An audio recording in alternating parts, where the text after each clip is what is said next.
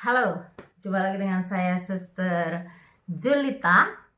Selamat jumpa, dan kali ini saya tidak sendiri, sama adik tercinta. Ya, kalau selama ini saya itu hanya omong-omong-omong dan fotonya juga kadang-kadang lewat, kadang enggak, kadang videonya. Sekarang hadir It's bersama. me. Oke, perkenalkan dengan teman-teman di sana. Hai, Siapa, bagaimana? aku Evi. Bagaimananya apa? eh Tinggal di mana? Kesibukannya apa? Oke, sekarang lagi tinggal di Bogor. Kesibukannya lagi kuliah, lagi ambil S2 Oke, kuliah di mana? di IPB. IPB. Oke. Sudah mau selesai belum?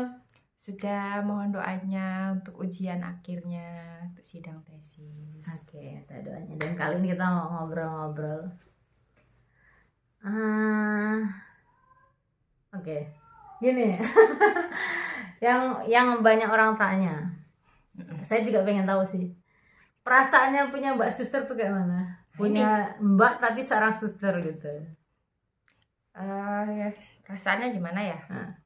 Perasaannya berbeda-beda di setiap ini stage apa ya, di setiap waktu. Nah, ini saya juga belum tahu teman-teman. Kita tanya gimana biar dia jujur terbuka apa adanya supaya saya juga tahu gitu kan. Oke, dulu waktu masih di rumah, waktu masih SMP gitu, seneng ya gitu. Siapa yang nggak seneng sih punya mbak seorang suster gitu, karena dulu tapi ya. dulu Senengnya dulu. Sekarang ntar beda. dulu kan mau cerita. Oke, terus Kan jarang-jarang gitu kan, panggilan itu jarang gitu. Itu waktu masih usia SMP. Kemudian SMA, kebetulan SMA saya tinggal di asrama tempatnya ya. dia nih. Nah, ketika SMA malu deh punya kan Mbak saya Suster. sebagai seorang anak asrama dan mempunyai kakak suster, kebetulan asrama saya kan punya suster kongregasi FSGM. Berarti saya harus jadi anak baik dong ketika di asrama. Saya nggak bisa nakal, saya nggak bisa kabur-kabur seperti teman-teman yang lain. Kalau teman yang lain kan sering kabur ke pasar atau nanti main ke kota gitu. Karena saya sebagai adik suster, saya harus berperilaku baik gitu. Di situ saya juga nggak enak, nggak bisa nakal gitu. Nanti kok nakal diomongin, iya adik suster kok nakal gitu kan. Kesel di situ tuh, mulai senengnya yang masa SMP tadi tuh berkurang gitu. Udah, saya jadi anak baik pas SMA. Terus kemudian pas udah lulus SMA, kuliah, di kuliah ternyata dia kan lumayan terkenal gitu ya, temennya banyak di mana-mana gitu. Di kuliahan tuh ternyata banyak yang kenal dia gitu. Pas teman kuliah? Iya teman kuliah, karena kan di kuliah di Fakultas Hukum kan banyak romo-romo suster-suster tuh. Lah emang hukum dulu kuliahnya? Enggak, tapi kan temen aku nggak cuman biologi. Dulu kuliahnya bioteknologi, cuman kan aku anaknya aktif gitu guys. Oke, jadi aktif di kampus banyak, walaupun kuliah bioteknologi tapi kenal prodi-prodi lain. Kenal dong. Oke, terus banyak suster-suster yang kuliah di hukum, romo-romo tuh kenal sama dia. Terus ya tanyain adiknya Suster Julita gitu. Oh, terus ini lagi nih, karena dia kan cukup terkenal. Followers aku tuh jadi banyak tuh gara-gara dia, lumayan tuh. Terima kasih ya sudah follower adik saya, dan terima kasih sudah follower saya juga. Terima kasih, tanpa teman-teman ya kita ya tetap jadi suster sih. Gitu. Oke, tapi maksudnya ya namanya di medsos ya, kita berwarta, kalau nggak ada yang lihat dan baca ya apa fungsinya gitu. Oke, lanjut. Terus gimana waktu kuliah banyak yang kenal? Apa perasaannya gitu? Gimana? Perasaannya apa ya? Biasa aja sih. Okay. Emang harus berperasaan gimana sih? Ya enggak sih, kan cuma tahu aja. Pernah nggak sih ada yang ngomong, pernah nggak di belakangku ada yang ngomong, Okta itu begini-begini, karena dia tidak tahu ada itu adanya Mbak gitu. Pernah ada yang ngomong yang julitin atau ngomong yang baik atau ngomong yang jelek, kayak Okta tuh gini-gini gitu. Ngomongnya sih pada baik-baik ya. Yang benar. Iya, benar. Itu karena paling tahu adik itu adiknya Mbak, jadi ngomongnya baik-baik paling. Nggak tahu, mungkin iya, cuman ya kesannya mereka ini baik gitu, badung, tomboy gitu. Oh, paling nggak ada suster yang bilang waktu mbakmu Vivi gitu, suster preman gitu, katanya suka naik motor, terus gimana ya maksudnya preman tuh gitu sih. Oh, maksudnya preman tuh nggak yang suster feminim gitu, pokoknya dia tuh mandiri. Kalau anak zaman sekarang mungkin bilangnya kalau bukan suster itu independent woman gitu. Kalau bukan jadi suster tuh mungkin orang-orang bilangnya sekarang strong woman, independent woman gitu. Terima kasih. Ya gimana ya karena kita dulu kan diajari di rumah gitu tuh ya. Wah, sama bapak kita ya. militer. Nah, kita tuh di rumah itu tidak ada pekerjaan, ini pekerjaannya perempuan, ini pekerjaan laki-laki. Semua pekerjaan kita lakukan selama kita mau ya. Betul. Ya ngarit. Nanti besok kita kan lagi liburan ceritanya ya. Besok kita back to nature. Kembali ke alamnya kita. Kita ngarit, kita mancing. Dodo sawit, tau Dodo nggak sawit. dodo sawit? Itu manen sawit itu loh, ngambil buah dari pohon sawit itu kan pakai dodos. Nah, dulu ini ya nyadap juga aku ya. berotot kan. Ya dulu nyadap ya. Kalau aku nyadap masih pintar karena dulu waktu panen sawit itu masih di rumah. Panen karet itu, nyadap karet itu saya masih di rumah. Jadi saya masih belajar, masih bisa. Tapi ketika sudah diganti sawit itu saya sudah dibiara, jadi nggak bisa dodos. Dianya yang dodos, saya ngambil di bawah dan saya membawa gitu. Jadi ya dia lebih strong daripada saya. Walaupun dilihat saya itu kayaknya itu strong, tapi dia aslinya lebih strong daripada saya. Hanya dia aja bisa menempatkan diri strong tapi juga feminim gitu. Kalau saya kan strong tapi tomboy gitu. Saya tuh tomboy ada ini loh, ada latar belakang kenapa tomboy. Zamanmu sekolah SMP ini kok gelap-gelap ya, maaf ya, kadang gelap kadang hitam. Tapi aslinya kita putih kok. Wow. Ya maklum lah, ada pencahayaan, ada lampunya 2. Tapi aslinya nggak hitam-hitam amat sih kita. Tapi nanti kalau kembali ke kampung ya hitam lagi karena yang ngaret. Apa tadi cerita tomboynya? Tomboynya gini. Tahu kan bapak simbol kita tuh kan sering berantem kan. Nah, gitu. Dan dunia luar udah tahu, dunia tetangga udah tahu ya. Dan ya masa lalu simbol kita kan di KDRT juga kan. Nah, lalu itu yang buat saya tuh dulu itu belajar karate supaya nanti kalau saya punya suami, dia pukul sekali, saya pukul 2 kali. Boleh, Tuhan Yesus kan mengajarkan itu kan tampar pipi dulu. kiri, kasih pipi kanan. Nah, dulu kan belum artinya semengenal itu. Jadi kalau inget kan simbol itu kan kalau dipukul itu kan dia diam aja kan. Aku ingat, nanti kalau aku dipukul suamiku gantian aku pukul dia waktu itu. Itu yang pertama. Yang kedua, karena memang latar belakang kita diajari untuk dididik untuk mandiri tadi, membuat saya juga mandiri. Jadi ya biasa kan kita naik pohon, ngambil cengkeh dan ini naik segala macam udah biasa. Ketiga, zamanmu dulu kan nggak pernah berantem kan? Kamu SMP nggak pernah berantem kan? Enggak. Alim dia. Saya sering berantem tahu. Kita tuh punya geng. Saya ingat banget, ini contoh yang tidak baik, jangan ya iklan, matiin dulu sebentar. Jangan dicontoh, ini tidak baik. Tahu nggak sih, hanya perkara soal cowok kita tuh berantem di dermaga tahu. Kita tuh berantem di dermaga ya, di telepon. Oke, kita berantem di dermaga. Selain itu, kita tuh dulu di sekolahan SMP kita kan beda. Adik kan di SMP Simpang 5. Aku di SMP, salah satu SMP lah, nggak diomong ya.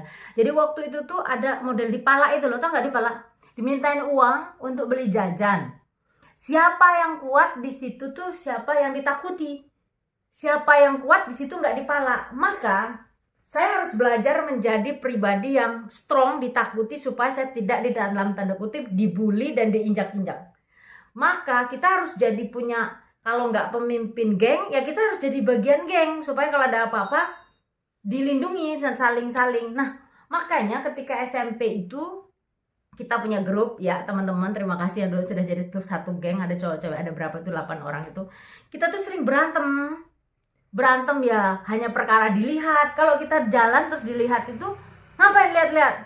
Nah, itu nanti pulangnya itu kita cegat terus berantem. Terus kita sering tawuran. Terus kita sering berantem di dermaga hanya perkara cowok. Maka pelajarannya nggak usah sampai berantem itulah. Kalau emang cowok nggak usah diperbutin. Emang kalau mikir tuh malu juga sih waktu itu. Tapi ya itulah ya namanya bocil. Oke. Jadi kenapa saya tomboy begitu? Dan saya tuh tahu nggak? Aku tuh dulu belajar jalan supaya gagah perkasa dan tomboy loh. Itu pun udah jalannya tahu.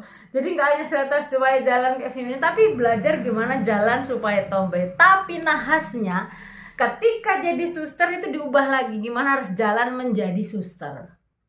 Dan yang tadi jalannya sudah gagah perkasa tomboy tiba-tiba harus berubah menjadi jalan seperti suster. Itu enggak itu. Oke, jadi beda sebenarnya. Evi itu lebih feminim, saya lebih tomboy, tapi saya belajar untuk tetap jadi. Enggak, bisa menempatkan aja sih. Dulu pas kuliah aku juga jadi ketua kelompok pecinta alam, tahu. Yang naik-naik gunung, masuk hutan gitu. Itu kan kalau nggak lanang mana bisa. Cuman ya pas saatnya cantik, ya harus cantik. Ya, dia bisa dandan, saya enggak, mungkin karena Ya saya kan biara. suster nggak boleh dandan kan. Ya, betul. Terus katanya orang kita nih mirip, tapi nggak tahu miripnya di mana sih, coba. Coba dilihat kami miripnya di mana.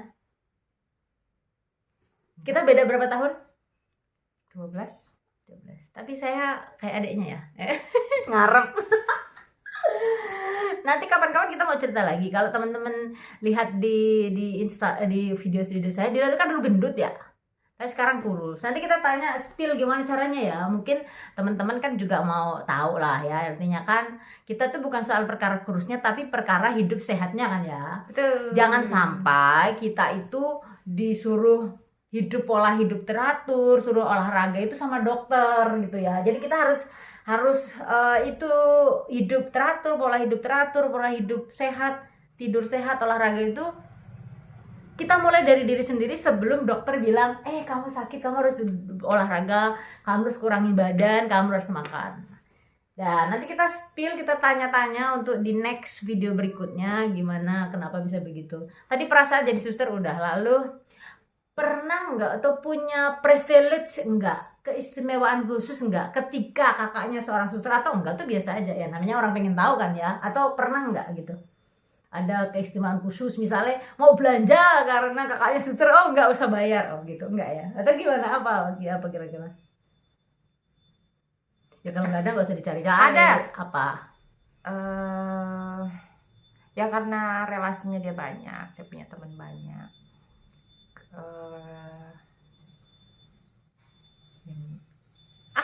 Tapi nggak tahu ini bisa diceritain apa enggak. Pokoknya dulu ada suatu masalah, saya pernah mau kuliah di luar negeri, cuman ada beberapa ceritain aja. Terus karena dia punya channel, punya teman, punya ini itu, jadi permasalahannya bisa diurus ya gitulah. Dan teman-teman dia kan banyak, mungkin ada yang advokat waktu itu, ada pengacara, wartawan gitu. Jadi ketika saya kena masalah terkait dulu saya mau kuliah ke luar negeri tapi batal, jadi dia bantuin saya gitu. Terus privilege lain apa ya? Banyak sebenarnya sih. Cuman saking banyaknya saya kayaknya bingung mau cerita yang mana. Oke. Kita gitu. Yang selanjutnya, ya kita kan jarang ngomong juga, maksudnya ya dia tuh, kalau saya tuh banyak omong ini. Nanti kita juga tanya gimana dia punya kucing tapi sebesar sebesar sapi, gimana cara meliharanya. Ikut aja lah sini. Oh ya, ini cerita. Nah, ini namanya Kenzo. Ya itu Kenzo tuh. Ya ini kesayangan kami, kesayangan Tinel. Berapa umurnya dia? 2,5 tahun. 2,5 tahun. Beratnya berapa? 5,75, hampir 6 kilo. Kucing segede itu coba nih. Waduh, gede banget kan ya. Nanti kita foto. Oke. Nah, oke. Sebagai seorang adiknya suster, apa sih yang adik lihat dari Mbak? Mbak itu kayak mana? Sebagai seorang kakak atau suster? Kakak yang suster. Kalau kakak cerewet banget, nggak kayak gini nih. Kalau dibandingkan dengan ibu saya, dia lebih cerewet, tau nggak? Karena pola asuh ibu saya itu bukan kayak mama-mama yang cerewet, yang ngomelin anaknya tuh enggak. Jadi kalau ngomongin anaknya tuh sekali, kalau anaknya bandel 2 kali, yang ketiga dia diam. Nah itu tuh dari kecil saya kayak gitu sama Mbok. Jadi si Mbok saya tuh nggak pernah yang ngomel kayak mama-mama. Jarang ya kita lihat si Mbok kita tuh yang gitu. Nggak pernah malah. Nah, kalau kita nggak mau belajar dia udah ya, nggak dimarah-marah. Dia diem gitu. Tapi dengan seperti itu kan kita jadi kena ya. Jadi langsung. Kalau udah tahu Mbok diem itu berarti Mbok itu marah gitu. Nah, apalagi kalau udah lihat lama gitu, dia Mbok marah gitu. Jadi kita langsung nurut gitu lah. Nah kalau dia nih nggak ada, kalau ngomelin saya panjang kali lebar kali tinggi gitu. Jadi nggak tahu dapat turunan dari mana, padahal buahnya nggak kayak gitu, nggak dibiasain gitu. Tapi Jadi kalau dia ngomongin saya, nasihatin saya sering gitu dari belakang, tapi kalau dari depan ya paling kalau kesel ya tak cuekin. Oke, terus kalau jadi itu jadi mbak ya tadi ya, aku jadi suster. Tapi ya, yang memang suster juga ya, mbak yang suster ya. Ada Shelly. Kalau jadi suster, ya, jarang sama-sama juga. Ya karena jarang sama-sama, ketemunya juga jarang-jarang. Paling ini sih, saya sering belajar juga dari suster-suster tuh bagaimana suster-suster itu ramah dengan orang gitu kan. Kan kadang kalau kita lagi di jalan gitu kan, ketemu orang gitu kan, kalau orang yang kita nggak kenal kan ya udah cuek aja. Cuman kalau suster kan ya ramah, menyapa. Terus kalau ada pengamen maaf, pengemis gitu, kalau kita kan sebel ya. Nah tapi kadang mereka tuh dengan ketiadaan nggak punyanya mereka, ada aja dia tuh ngasih pengamen itu gitu, pengemis gitu. Nggak tahu, kalau kita kan kesel gitu, kita kayak lagi makan terus datang pengamen gitu kan, kesel kita. Kok dia enggak baik. Terus dari situ aku belajar, oh iya ya, kita tuh kalau bisa berbuat baik dimanapun, sekecil apapun ya berbuat baik gitu. Karena ya apa salahnya sih jadi orang baik, nggak ada ruginya gitu loh. Dengan kita tersenyum kepada orang, kita memberikan 1.000-2.000 ke pengamen ataupun pengemis, itu kan ya nggak ada ruginya gitu. Dengan itu kan mereka pasti mendoakan kita gitu, dengan ramah sama orang, mereka pasti juga damai gitu loh ngelihatnya. Ya gitulah pokoknya sikap-sikap baik suster, hal-hal dasar kayak ramah, sopan itu tuh ya belajar dari dia gitu. Walaupun itu pelajaran dasar ya, tapi kan Oke, terima kasih banyak. Nanti kalau lama-lama bosen, nanti kita kan mau liburan bareng ya. Jadi nanti akan ada banyak video-video yang kita bareng-bareng. Terutama dia itu kan suka masak. Saya biasanya kayak tadi, kayak kemarin sore itu, kalau ini kan lagi di Bogor sama-sama gitu ya. Lalu dia masak, aku mau bantuin masak, nggak usah, kamu di kamar aja. Oh, senang juga gitu kan. Biasanya saya juga dibiarkan kalau masak tukang cuci-cuci gitu ya. Enggak juga sih, bantuin. Lihat situasi. Nanti pasti banyak masak bareng, kerja bareng. Ya kita kembali ke kita kan wong desa ya, wong desa yang biasa hidup keras, hidup kerja keras, kerja cepat, kerja cerdas juga. Ini kelakuan si Kenzo. Oke, gitu ya. Terima kasih udah ngobrol-ngobrol. Jangan bosan, nanti kita ngobrol-ngobrol lagi. Teman-teman juga ikuti keseruan kami selanjutnya. Sampai jumpa. Mohon doanya sebelum liburan kami lancar, aman, bahagia, dan sampai jumpa lagi dah.